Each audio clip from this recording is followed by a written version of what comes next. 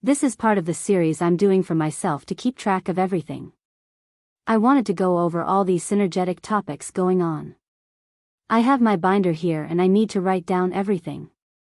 I have to learn a large amount of information in a short period of time. That's how the world is now.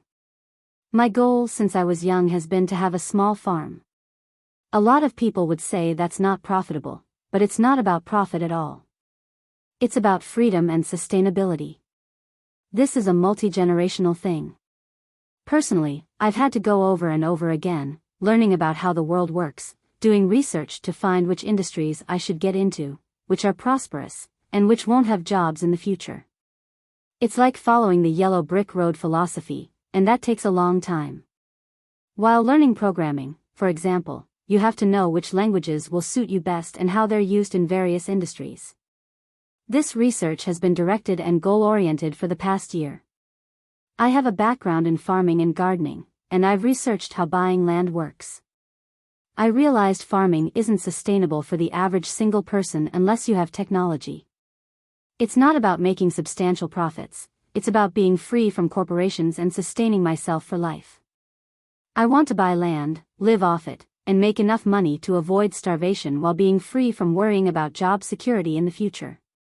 Part of success is being skilled. In our society, corporations are taking over, and many farmers are pessimistic. A lot of them focus on tradition and believe you need a lot of capital to farm. They fearmonger and make it seem harder than it is, taking the ingenuity and innovation out of farming. Smaller farms, on the other hand, are innovative, community-oriented, and use technology effectively. For example, farmers often say you need a specific tractor or equipment to succeed, but I question that. You need to look at what you want to achieve with your land. Solutions exist for every problem if you have the skills. If you want land, you might consider renting, but that comes with its challenges. Buying with cash is doable, but many don't have $50,000 or $100,000 lying around. Getting a loan puts you into debt, which complicates things. The defining factor that propels us as humans is tools and technology. Many say technology is expensive, but if you know how to build it, it isn't. We've been building things as humans for ages. If you want to learn, there are free textbooks everywhere in this information age. Many my age download PDFs off the internet.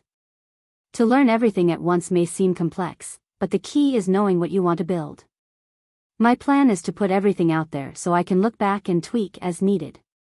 I need both auditory and visual elements, which is why these videos help. I've been planning my life toward this goal for years, and it involves lots of research. People often forget that the key aspect of being human is community and history. You can't just decide to do something without being creative and innovative. To be sustainable, you need to stay out of the banks and be willing to be poor. It's about being free, competent, and sustainable. I want to ensure that when I'm 65, I don't have to worry about work. Technology is advancing rapidly, and by then, there may be robots in the fields. Knowledge is power, yet many are fear-mongering. We need to follow the yellow brick road, and I've done the research. Farming has been the cornerstone of civilization since its inception. Historically, children were raised to tend to fields for survival. We often think of farming as a hard life, but it's evolved. Today's farmers must be tech-savvy to ensure there's something left for their children. Building machines, data analytics, and renewable energy are crucial. Innovative farming supported by modern technology emerges as a key pillar for sustainable development and individual prosperity. Farming was foundational in ancient civilizations, influencing finance and mathematics as societies developed. Farming is about yielding something no matter the elements. In modern times, it requires comprehensive knowledge to thrive. As global populations grow, the role of farming is evolving. Modern farmers must be inventive and tech-savvy to succeed in a technologically inclined world. Throughout history, we've faced challenges like slavery due to the hard work of tending fields. This reflects a struggle for profit, and it's about maximizing outcomes. We must adapt and innovate to thrive in a changing landscape. Technology's role extends beyond farming into the realm of renewable energy. It's not just about wanting sustainable energy because it's cheaper, though it is, for many reasons. The future of renewable energy lies in batteries. Many people think they need generators or solar-powered devices, but solar power can be quite expensive. I'm researching alternatives, like how to effectively use windmills and other systems. Batteries come in various types beyond just your standard ones. For instance, you could use a system of car batteries linked together, resembling a motherboard. Solid-state and organic batteries are key innovations. Just as the wheel propelled us into the Industrial Revolution, batteries could be a foundational technology for the future. I hope this makes sense. You can see the historical progression of technology, like the lineage from Tesla to Elon Musk. It follows the same principle, getting better and more complex over time, thanks to our increased access to information. In today's job market, traditional career paths are often unstable and uncertain. The rise of automation and economic fluctuations makes long-term job security unpredictable. This uncertainty drives people to go off the grid and pursue homesteading. They seek freedom from the conventional system. My goal isn't to settle into middle-class life, but to maximize my skills and potential so I can be independent, regardless of job stability. I aim to invest in my future, whether that's land or other resources, without getting greedy or corporate. Programming is crucial for me. It serves as a bridge between humans and computers. We've evolved from primitive symbols to complex programming languages, and if we want to interact effectively with technology, we must learn to program. Being literate in programming languages like Python is incredibly beneficial. It opens up opportunities and prepares you for the future. Understanding math is equally important. It's fundamental to existence. Unfortunately, our education systems often perpetuate outdated and dogmatic views that don't align with reality. I try to avoid negative influences, especially in learning. YouTube tutorials can be frustrating, filled with pessimism. I prefer objective information, whether from textbooks or conversations with AI. You don't need to be an expert in software and data engineering, but having a basic understanding helps you design effectively. I've been pursuing these ideas since I was a kid, often exploring multiple disciplines before committing to a specific project. We need a holistic view of the world to create sustainable solutions, especially in renewable energy. This is why I'm delving into quantum technologies and data engineering. There are countless software options available, many open source, that can help you in your endeavors. For example, if you're looking for land, it can be challenging to find affordable, usable property. Often, the land available isn't flat or suitable for immediate use. So, you have to think creatively about how to convert wooded or uneven land into something usable. To convert land into farmland, you have to tear it all down. Controlled burning is an option, but it requires permits and can be expensive due to safety precautions. You also need to have the fire department on standby. Another method is to use a mulcher to turn everything into mulch, but you need to remove the stumps, which can involve renting equipment or hiring someone. Depending on the land size, like 3 acres, it's manageable, but it's time-consuming, especially if you do it yourself. Land is a long-term commitment, and you should be prepared to live in uncomfortable conditions. This isn't about a glamorous lifestyle, it's about facing challenges head-on. To navigate this process, you need innovative solutions and a willingness to continuously learn.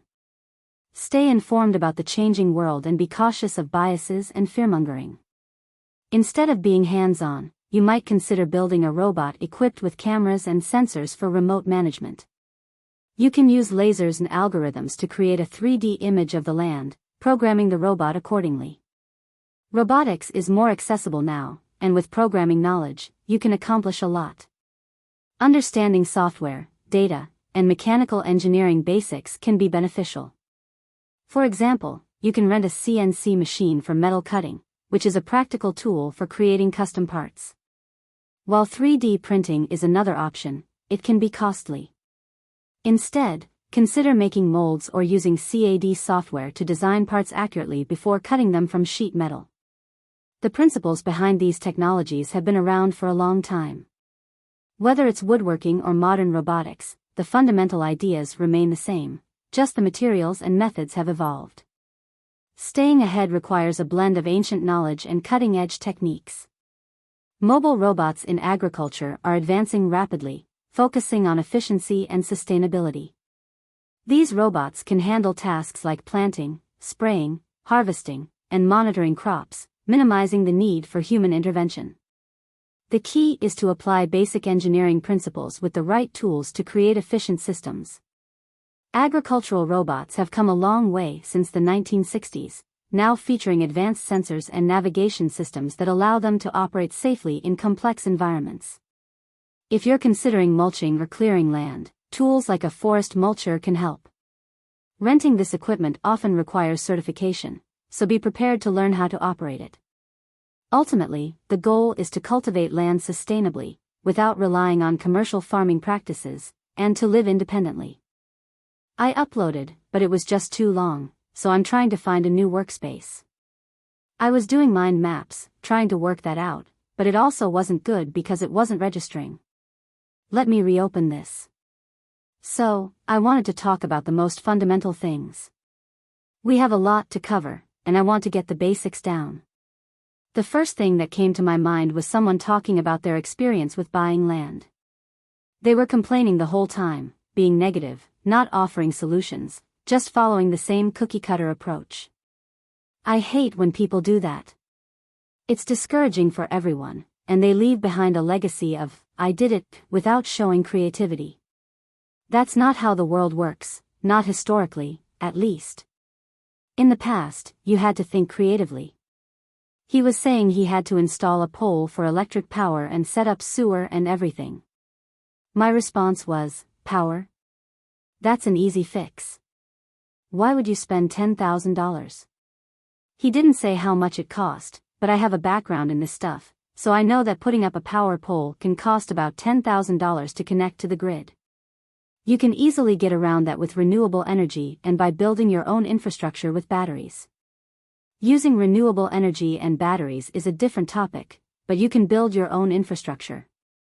I forgot what it's called, something like a cloud storage system, but it's on hardware. It's a centralized system, on-premise, not in the cloud, where you host your own software and data. Now, how do you host your own Wi-Fi?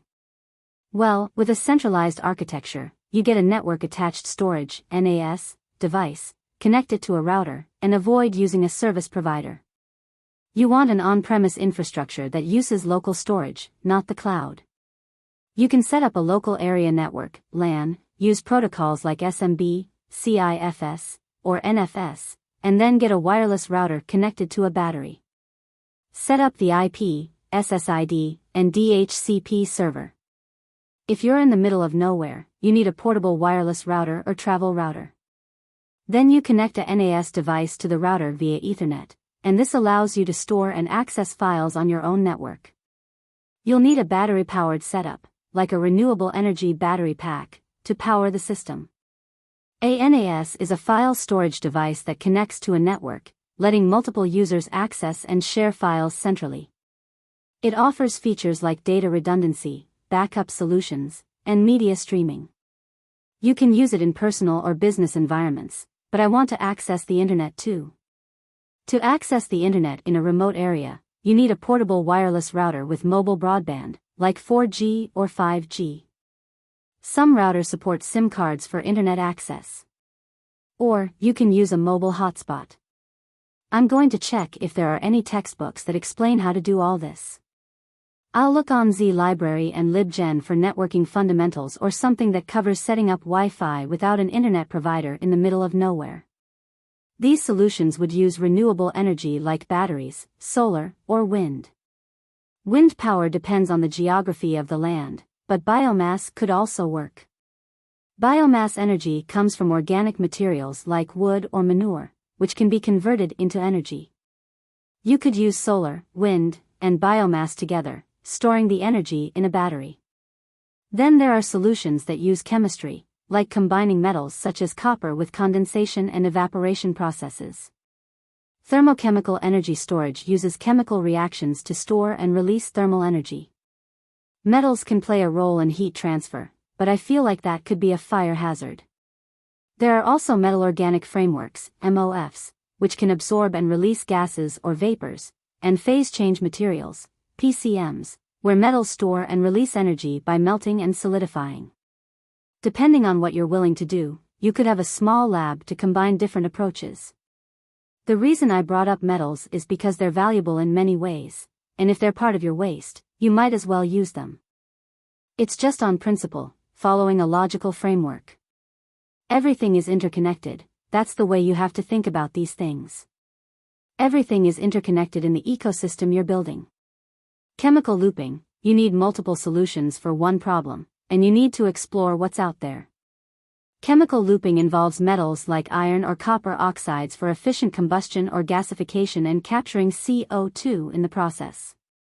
If you're using chemical looping, and again, I'm not an expert, I'm exploring this, copper is reusable, and it acts as a metal oxide that facilitates the transfer of oxygen during fuel combustion. But repeated cycles degrade it over time. Regarding fuel combustion, what type of fuel?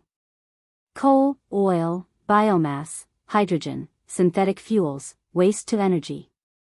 You can use chemical looping with your biomass process. This is what I'm talking about, combining things. I'm not saying this is the solution, but we're brainstorming.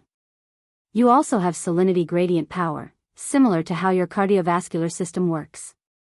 Salinity gradient power utilizes the chemical potential difference between freshwater and saltwater. Metals can be part of the system that harnesses energy. Essentially, in salinity gradient power, you take copper, put one end in freshwater, another in saltwater, and it comes together, copper electrodes. Copper can be used in reverse electrodialysis. Exploring all of these ideas is crucial because you need flexibility and multiple skills. If you rely on someone telling you what to do and you can't do it, what are you going to do? You need backup solutions. Electrodes in reverse electrodialysis are made of copper to facilitate electrochemical reactions as ions flow between freshwater and saltwater through membranes, helping capture the generated electrical energy. Copper is a great conductor for electricity because of its atomic structure. Its one valence electron allows it to conduct electricity efficiently, with low resistivity. This reminds me of underground water, where, paired with radiation or electrical currents, it generates a lot of energy. We see that naturally in parts of the US, like Texas or Arizona. Copper's ability to conduct electricity makes it practical for wiring and connections to transport generated electrical current to the grid or storage. You have the source and the transporter, which is copper, then the battery or grid. Back in the day, during the Middle Ages or even the 1700s and 1800s, people didn't have access to education or couldn't read, which limited knowledge. Now, we have the time to study and do research, and that puts you above the majority of people. Most people don't read nonfiction regularly. Success is different for everyone, but reading is crucial. The Library of Alexandria was a pillar of human knowledge. Record keeping and reading are vital for the future. You need a system for yourself. Now, regarding heat exchangers, they can be fire hazards. Copper compounds can also be catalysts in energy conversion processes. We already covered energy conversion, where copper tends to act as a catalyst. Going back to salinity gradient power, the reason I'm interested is because this is how the human body works. The cells in the body use an electromagnetic gradient, and a battery is essentially a cell. You need a semi-permeable membrane for this method, just like in biological cells. If I didn't know what I do about cells, since I'm good at biology, I wouldn't be able to make this connection. The semi-permeable membrane allows water molecules to pass through but restricts salt ions, creating osmotic pressure that can be harnessed to drive a turbine for generating electricity. You can design the salinity gradient power method using a closed-loop system to reuse the water over and over, minimizing water loss and maximizing energy generation.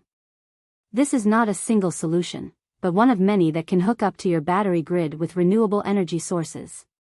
You can set up a closed-loop system where freshwater cycles back after passing through the turbine. It minimizes water loss and is good for regions where freshwater is scarce. You would need a well, though. Drilling a well involves surveying the ground to find areas where groundwater is close to the surface. You can use devices like 3D modeling and real-time capture to scan for groundwater using temperature or movement. There are advanced technologies that can. You don't want to just start drilling because it can take longer, cost more money, and take more time. You really want to ensure that when you start drilling, there's water close to the surface. This is something to consider when looking for land. Make sure there's water near the surface so your wells don't have to be too deep.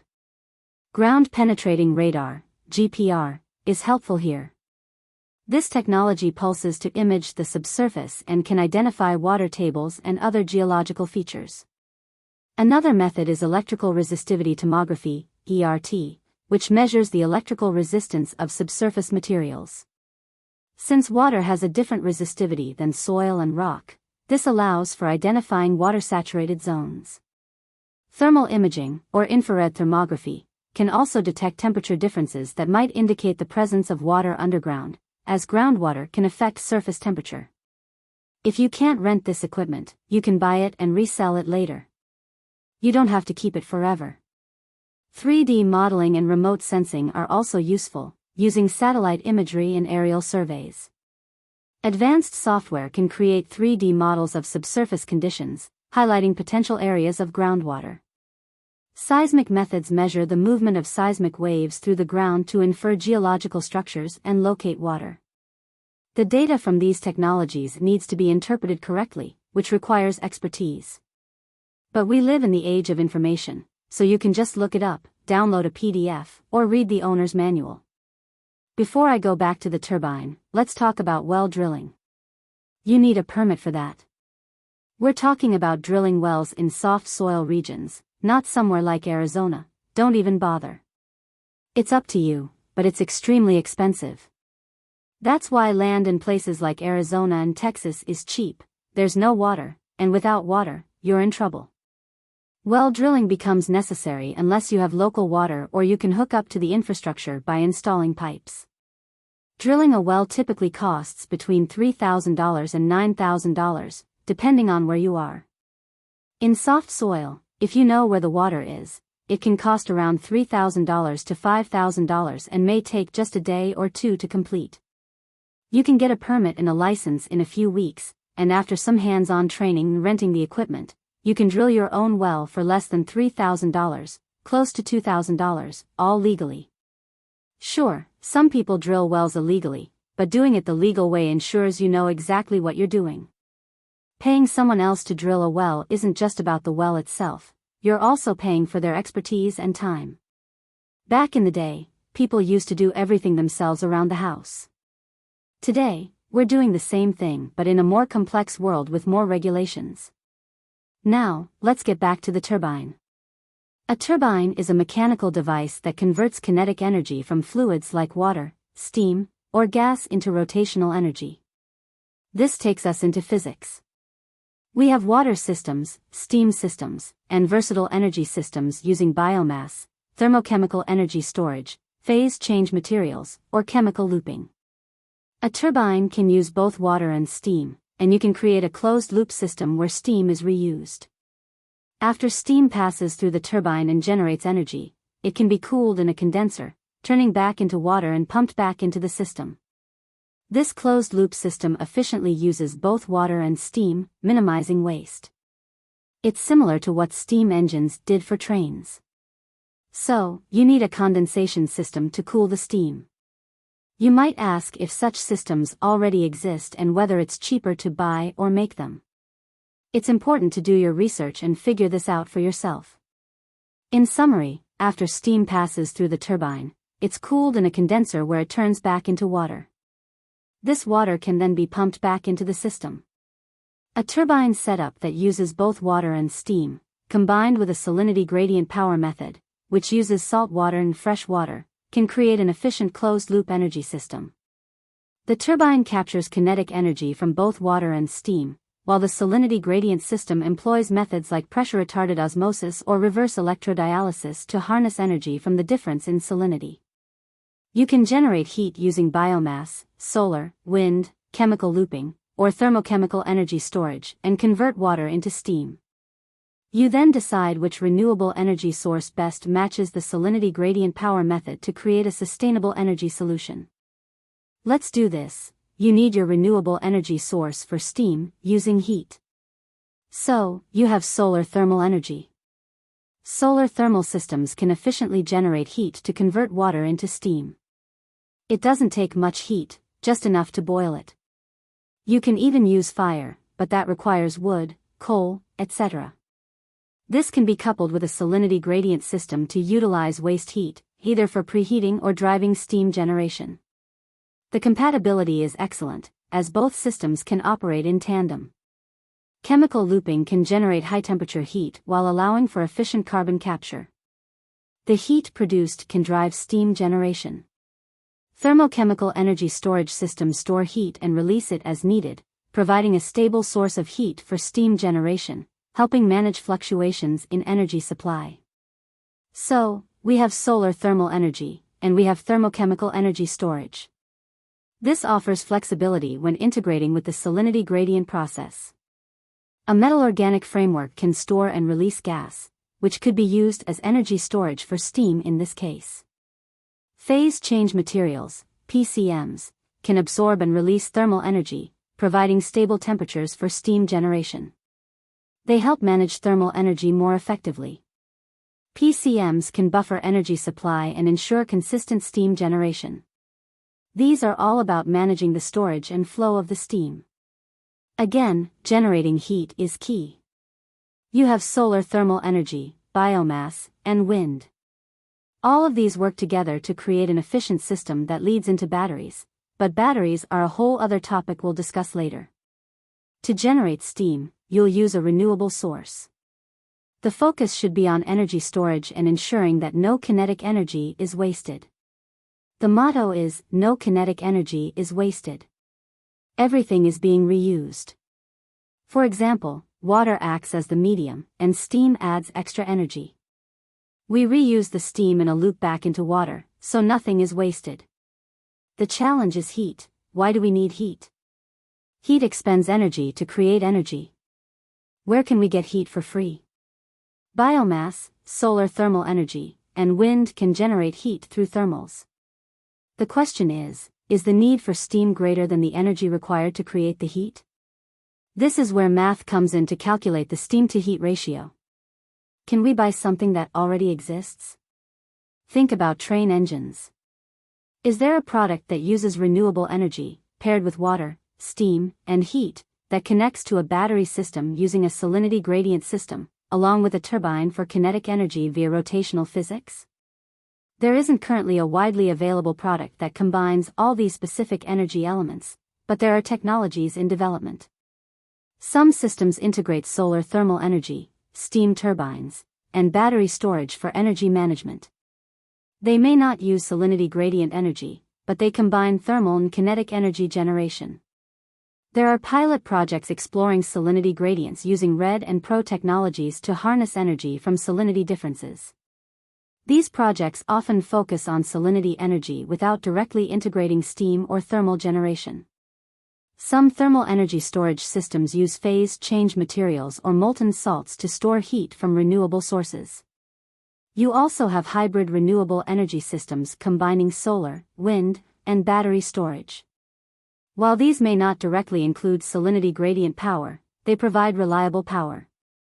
Finally, chemical looping technologies integrate heat generation and carbon capture, but they are still in developmental phases. However, in a closed-loop salinity gradient power system, there's no need for carbon capture because it's just water.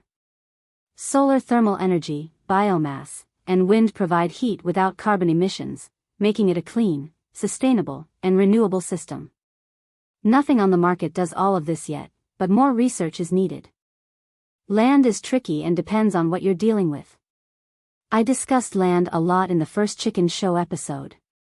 A lot of the cheap land that's already flat has been used for coal mining or deforestation, especially in Virginia. Virginia has a lot of cheap land, but it's either considered unusable. People say it's not viable because the soil isn't good. But, in my opinion, anything can be fixed with the right amount of determination. You don't buy land to start working on it immediately. It's a multi-year investment. You won't see results right away. Another option is to buy wooded areas, but you'd have to overturn the land to make it usable. The advantage is that the soil is rich with nutrients, thanks to the wildlife and ecosystem. In contrast, the flat, deforested land has dead soil. There are different solutions for this, like transplanting soil from a region with healthier soil or buying raw soil, which can be cheaper than purchasing packaged soil. You could also till the land to bring up healthier soil from below, but that process can take years. Personally, I'd prefer to buy wooded land and convert it into something more usable. I'm not aiming for it to be completely flat, like a traditional farm. There will still be trees and natural elements. For the first few years, you'll have to mulch or tarp over the planted areas to prevent competition with what was already there, and sift through the soil for seeds, roots, and other remnants of the old ecosystem. When you clear a wooded area, you're dealing with rich soil, but also with seeds, weeds, roots, and possibly animals like snakes. You have to assess the land for its soil quality, vegetation, and potential hazards. Clearing the land involves removing logs, rocks, and vegetation. Some of this material can be composted or turned into mulch, and biomass can be used for renewable energy. In the no kinetic energy wasted system, biomass will play a role, especially in salinity gradient power systems. Once you've cleared the land, you can use the plants and trees for biomass fuel, which can help with energy conversion and production, and for composting to enrich the soil. You'll also need to test the soil for nutrients, pH levels, and contaminants. Weed management is crucial too, whether that's applying herbicides, manually removing weeds, or using cover crops. Cover cropping, while not always pretty, is essential for small farms. It helps improve soil health, structure, microbial activity, and erosion control.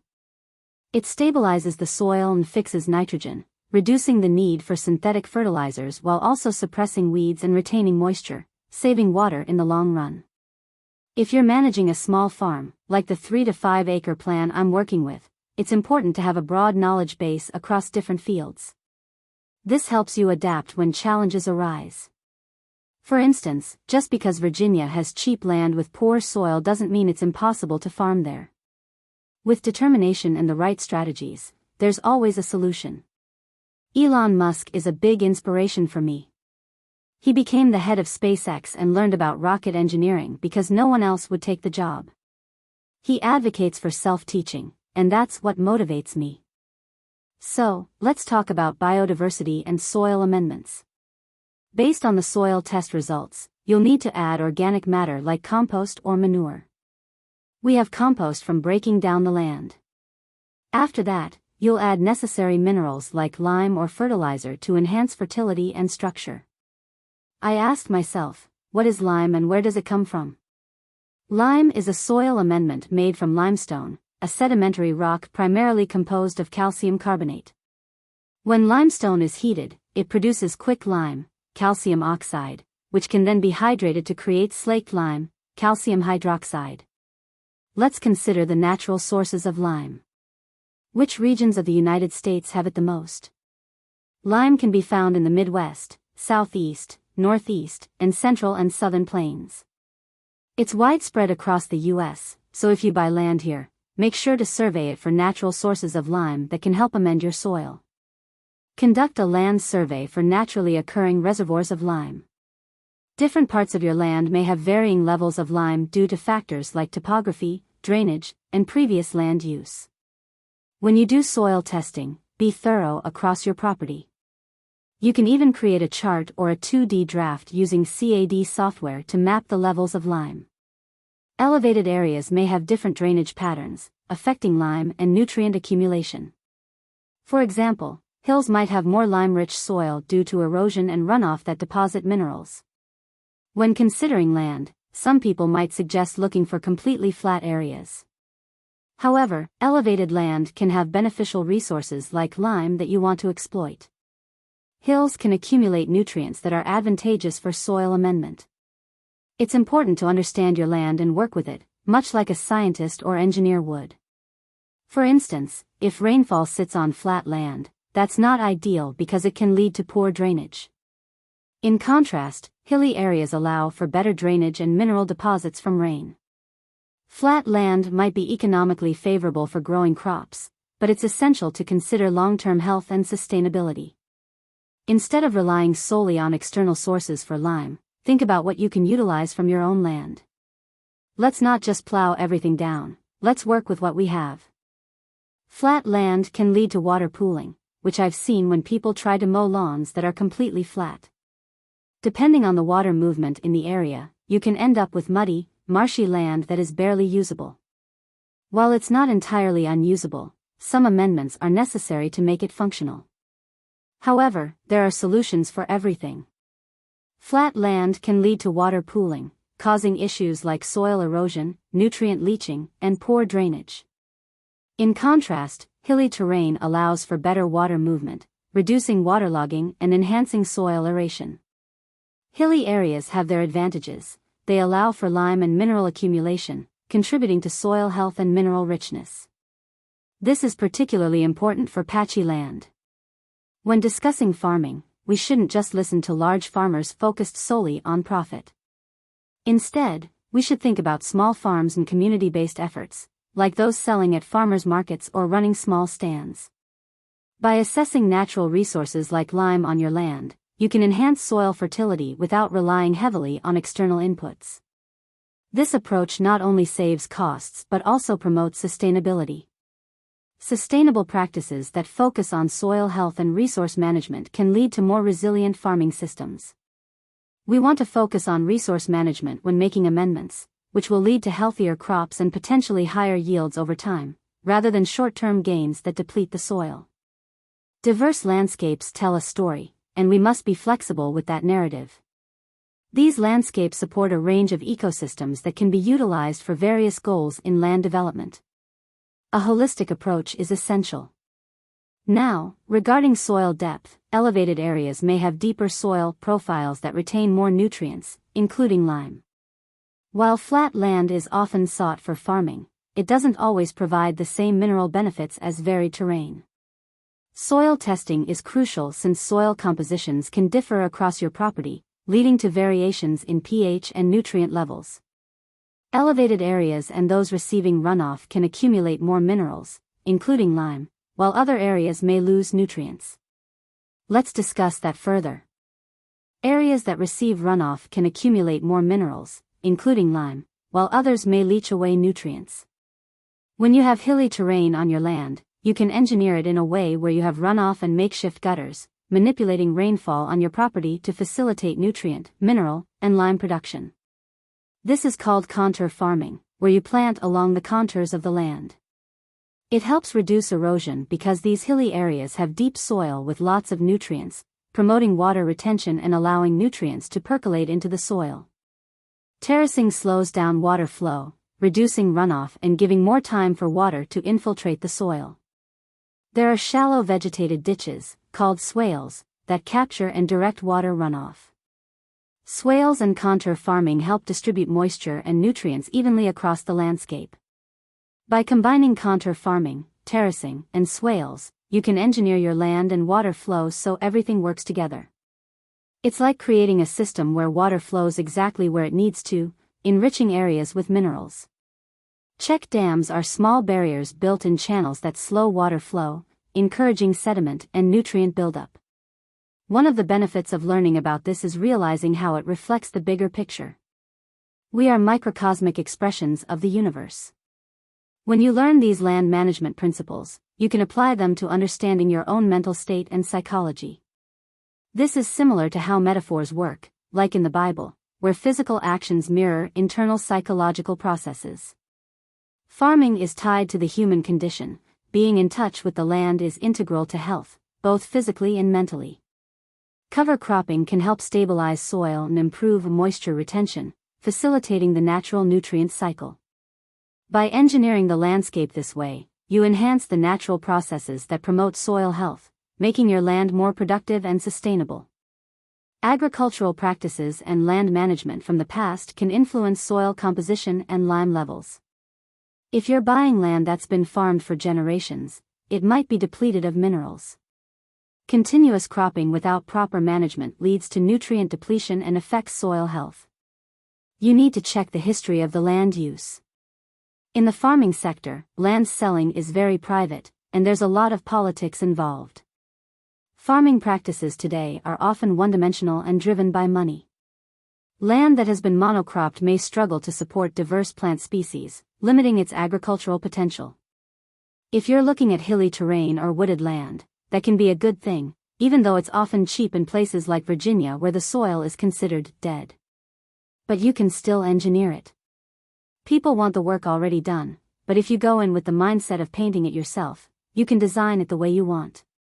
Flat land that's been farmed may seem convenient but could require significant investment in soil restoration. In today's world, it's important to consider regenerative agricultural practices. We need to move away from doing things the same way our ancestors did, stuck in old methods and mindsets. Highly alkaline soils require sulfur. You can naturally find sulfur in sedimentary rocks, particularly in marine environments, in mineral deposits like gypsum and iron sulfide. It's also a component of amino acids and proteins found in living organisms. When you clear land, you're going to kill things in the process, and those remains can be used for sulfur resources, which is what they used to do in the past. Now, you're supposed to clear land in certain seasons, outside of spring and summer, ideally around fall.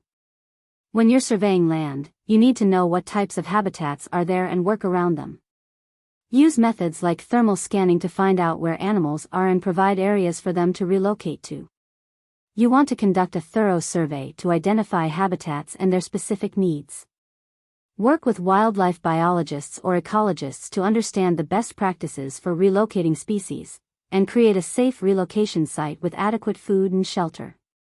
When building your small farm, it's important to leave wooded areas for the animals and not clear everything at once. For example, if you buy 5 acres of land, clear small patches selectively. Use fencing to protect areas with less animal activity and maintain a balance between farming and conservation. By doing this, you allow for mineral deposits, terracing, swales, contour farming, and check dams, maintaining a natural balance between your farming activities and the ecosystem around you. Identify and clear only the most suitable areas for farming, ensuring minimal impact on wildlife. Prioritize sections with lower animal activity. These circles represent areas with the least animal activity, and anything there needs to be relocated to other areas. The squares show where the animals have been relocated. We're using camera and thermal tracking for this. Install fencing around the cleared farmland to protect crops from wildlife and provide a barrier for relocated animals to gradually acclimate to their new surroundings. Incorporate terracing on sloped areas to reduce soil erosion and manage water runoff. These can capture rainwater, improve soil moisture, and promote healthier crops. Implement contour farming techniques to plant along the natural contours of the land, reducing erosion and enhancing water retention. Identify areas with natural mineral deposits beneficial for crops, avoiding unnecessary disruption.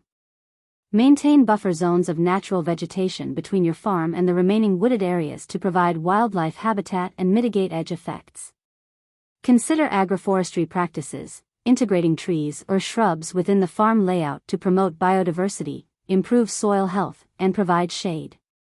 Some trees, like these here, weren't chopped down to help maintain balance. Continuously monitor both farmland and surrounding wooded areas to assess ecological impact, making adjustments as needed. By using agroforestry practices and soil amendments, we support a sustainable system.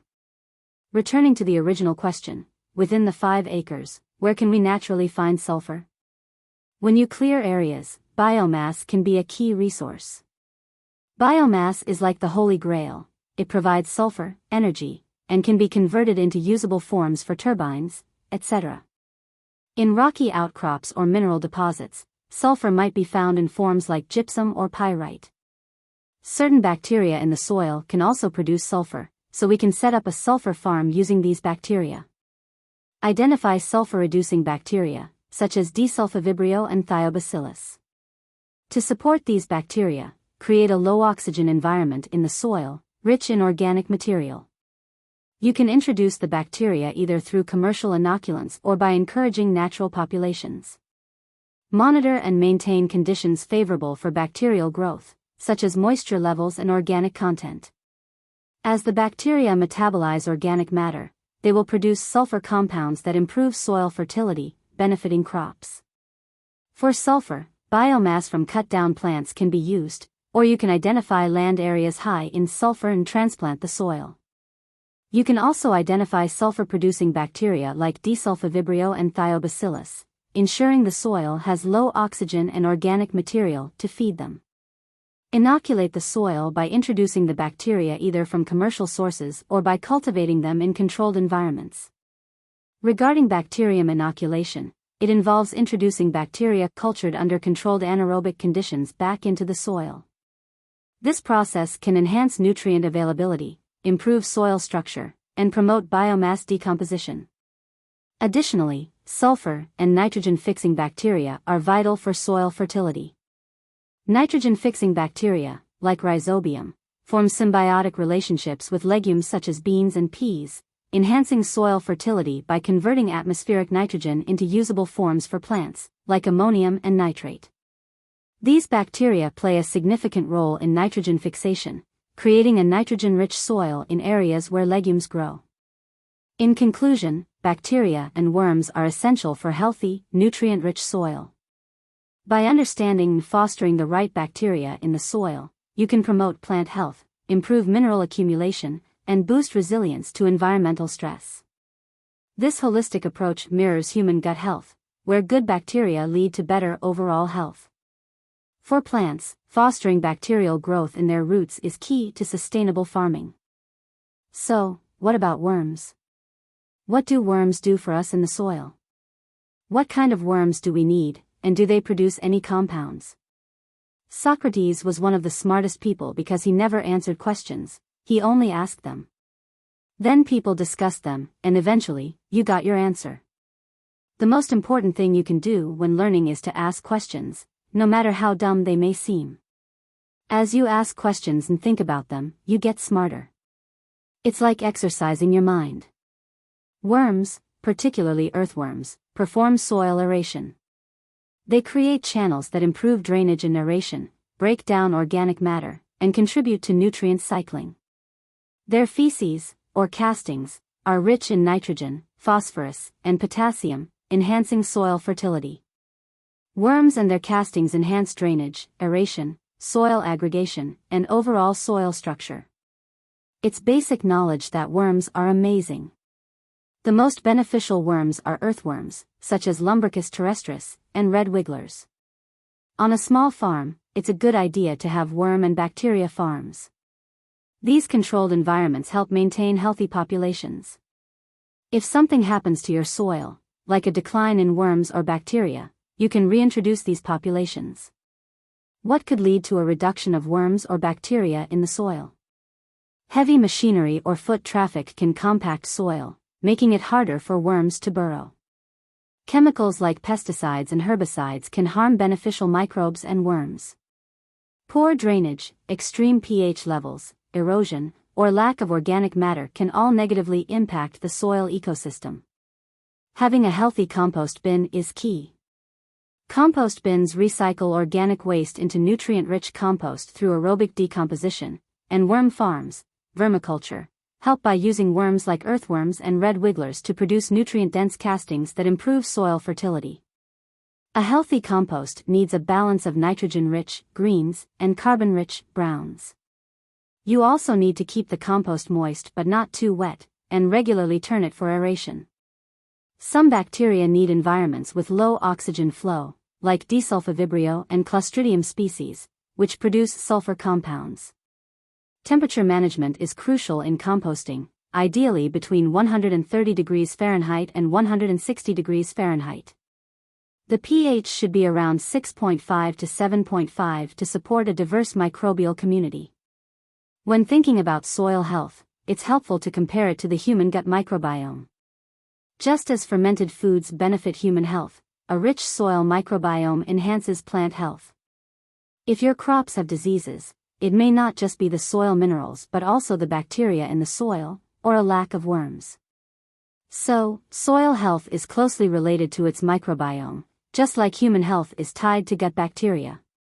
A diverse soil microbiome, consisting of bacteria, fungi, protozoa, and nematodes, helps with nutrient cycling, disease resistance, and soil structure, much like how a diverse gut microbiome aids digestion and immune function. Soil microbes form symbiotic relationships with plants, such as mycorrhizal fungi, helping plants survive and thrive. You need to also practice crop rotation for diversity in nutrient deposits in your soil. Just like when you first get into your land, there's going to be concentrations of certain elements in the soil. In one part of the land, you'll have high levels of sulfur, and in another part, high levels of phosphorus. This depends on what plants are present. That's why you need to survey the land, understand what plants are there, and learn about the bacteria that tend to attach to these plants. Conducting a soil survey is crucial when starting a new farm or managing existing land. You need to understand the specific nutrient concentrations in the plant community to improve soil health. You want to map nutrient levels to identify areas with high concentrations of sulfur, phosphorus, nitrogen, etc., and this helps you tailor your soil amendments. Different plants have unique relationships with specific bacteria and fungi. For example, legumes often host nitrogen-fixing bacteria. These plants literally host bacteria that affect soil health. Different soil types and plant associations support diverse microbial populations. By knowing the nutrient levels and plant communities, you can create targeted management strategies like crop rotation, cover cropping, and composting to enhance soil health. The steps for effective surveying include soil testing, vegetation assessment, and microbial analysis. There's a lot of surveying involved when you buy land, especially wooded areas, but it's worth it long term. Even smaller pieces of land, if managed well, can be incredibly productive and rich, yielding much more than expected. With large-scale corporate farming, they often rely on herbicides and pesticides, but with smaller, healthier plots, the soil can be so rich that you don't need as much land. Soil testing, vegetation assessment, and microbial analysis are key steps in this process. One reason we use herbicides and pesticides is because plants get diseases and pests attack them. When plants lack natural defenses, pests invade, and we have to spray. But if you have a healthy plant that has had its roots essentially fermented, it will have strong natural defenses, making it less likely to attract pests. Viewing soil health like the gut microbiome is useful. Healthy plants are disease-resistant, resilient to pests and infestations. Healthy soil enhances plant vigor, making them less attractive to pests and more capable of resisting damage. This reduces the need for herbicides and pesticides. That's pretty much the bulk of it. Now, you might be wondering why we're learning about this and why we can't just get a converter. The reason we need to take it apart and understand how everything comes together is that when you're inventing and creating your own systems, it's cheaper. You learn how it works, which allows you to fix it without relying on buying new parts. You essentially have to be a mechanic and a bit of an electrician. If you don't understand these concepts, you're at a huge disadvantage. You need to know the mechanisms and how they relate to what you already know. This helps you navigate learning curves. When you overcome multiple steep learning curves, you actually become smarter. Things that seemed hard before become easier because you start making connections in your mind. You realize, oh, I understand this, it reminds me of that. This is what we did by combining electrical concepts and computing. We create mental maps and geometrical concepts that enhance our understanding. As you add new information, you draw parallels and identify differences, noting how things vary geometrically. This is also why images can spark human curiosity. Historically, people didn't care much about which king or queen was being crowned until pictures appeared in newspapers. Once visuals were included, interest surged. Now, let's get back to pulse width modulation. The longer the active states, the more energy is delivered. Unlike manual systems, switching power supplies, SMPS, often use feedback loops to automatically adjust the switching based on output voltage and load conditions. This ensures efficient energy conversion and stable output by switching instead of dissipating power as heat, as linear power supplies do. SMPS can achieve higher efficiency, minimizing energy loss. Do SMPS work with pulse width modulation, PWM? Yes, they utilize PWM to control voltage and current. PWM modulates the duty cycle of the switch, usually a transistor, adjusting the ratio of the on time voltage, high, to the off time voltage, 0. Controlling a robot means using a programming language or manual switch to tell the robot what to do, not in the same way you would tell a human, but in terms of voltage levels. You instruct the robot on where to go and when to be active, and the machine is designed to respond to those states and activities at the voltage level. It's similar with computers.